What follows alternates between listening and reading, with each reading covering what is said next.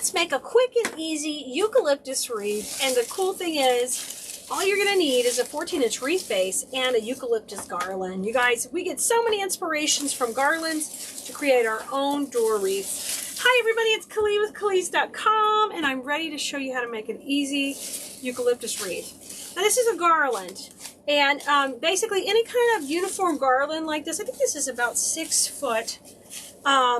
These are really easy to deconstruct to make your own wreath, and that's what we're going to be doing here.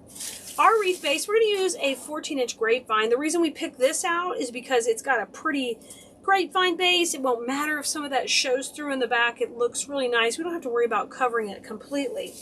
So step one is we're going to take our garland, we're going to deconstruct it down into some smaller pieces, and I'm going to show you how to do that. I started on it already, but here's a section of the garland. We haven't broke down yet. And what you want to do is break it down to kind of uniform size, because it'll give your whole wreath a uniform shape. So what I'm going to do is just cut them down into sections. So you'll just find a nice intersection point here. And notice when I cut that, I cut it closer to the other end. That way if I were to cut it up here, there would be a stick poking out that would make no sense, like organically in the design. So I want to take and trim those out first. And you can see we're trying to keep those at the same length. If you lose a leaf, just push it back on where it goes. They're silk flowers. They're easy to pop them back on. Same thing here. I'm going to trim this one, and I'm going to do that with my whole garland. This one has that attachment point that the garland would have, so I want to just trim that off and make it nice and neat. So there's a bit of pieces. I've got more because I've done the whole garland already. Let me bring those into view. And I am going to just be placing these in here to get my shape. I have my glue pot here next to me when I'm ready to glue it all in, but I like to place them first to make sure I'm happy with my shape. So you're going to start on a direction. It doesn't matter what direction you want to go, but you're going to stick with it. You can't go more than one direction. So I'm going to place this in right close to the edge. You see it? We're going to go to the whole inside on this design. Don't go to the outside. Stay to the inside because it will make it real easy to overlap.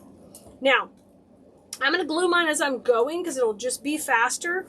But if you need to take and put yours together, then come back and glue, you can. But I'm going to dip mine in, and then we're going to pop it into the wreath. And this is creating my flow. I want everybody to curve around.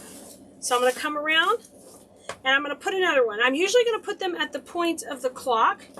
I think that helps me to get my placement a little more even. So I'm bringing this to an end, stay close to the edge. You can see I'm going into the grapevine. I'm not going through it to the back, okay? So if that were 12, then that's a 3 o'clock placement. We're going to do a 6 down here. And I've got to shake these. In our design school class, I would call that shaking hands. So I'm shaking hands, basically fluffing it out in each section. So I'm going to come in here. Our blue merinos know what I'm talking about in there when I'm saying we're going to shake. That means shake hands. Okay, and then one at the 6 o'clock, 9 o'clock, all the way around. And I've been using the pieces we cut that had 3, because some of them came off in nice little sections of 3. So if you can, evenly distribute those around. That would be good first.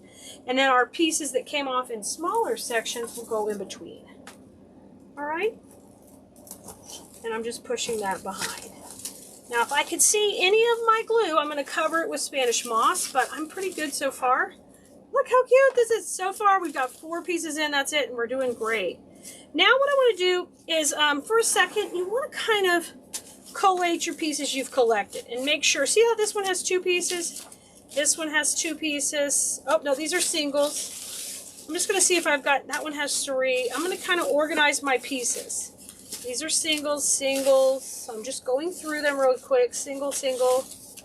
This one has 2, and that's a single. So what I can do is, you can see the 2s.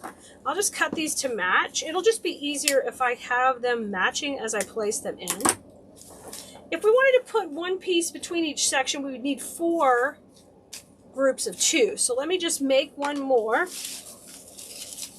with a couple of pieces. And there's 1, and here's 2. So that way I'll have 4 groups of 2. I'm just going to trim that evenly. And we're going to put one of these in between each one of these sections. So this time I'll hold these together and simulate the two together. Y'all know I can't do a video without hitting that dang sign every week. So I just drop it in the glue pot and I go in between. Let me fix it. It's crooked. Same thing here. Going to work my way around. Dip it in the glue pot. Going in between my two sections. Can you see our shape forming out? How beautifully? Look how fast this goes. These kind of wreaths are easy for you to make for yourselves. They look beautiful with a bowl in the middle, a candle, battery operated candle. Look at this, how beautiful. And I've just gone between each of those sections. So I have nice, beautiful, even placement. What I want to do is I want to give these all a bend to make sure they're flowing around with my directional flow that I've chosen for this piece. All right, now it's time to get onto these others. I'm going to just take these and we're going to walk them around. These are still going to stay to the inside. And I'm just going to put one anywhere I think I need a little bit of filling, okay? So basically I'm putting one in, I'm skipping ahead. Right here I'm skipping and I'm going to put one in. Okay, so I'm going to skip this one and I'll put one behind it. So you kind of get a flow, a pattern going. Skip that one, go behind. I like to set up systems to help you design easier so you can learn to do it on your own. And I teach all that in design school, but here it's the same kind of principle. Skip one and then put one in. Okay, I'm going to skip this one and put one in. I'm going to do that until I run out and just fill it up. Get it nice and full. And the key here is I'm still staying to the inside. Oh my gosh, it's so cute. So cute. It actually looks very real too. Now you may want to take a second to step back and look at it at home and see if there's a spot you might need to add one, like right here. I feel like there's a little spot, and since I needed it here, I've got to glue it further back. Remember that when you're putting this in. All right, you just work your way around, guys, and then when you feel like you've been around and you've filled it up just the way you want it, you are just about done.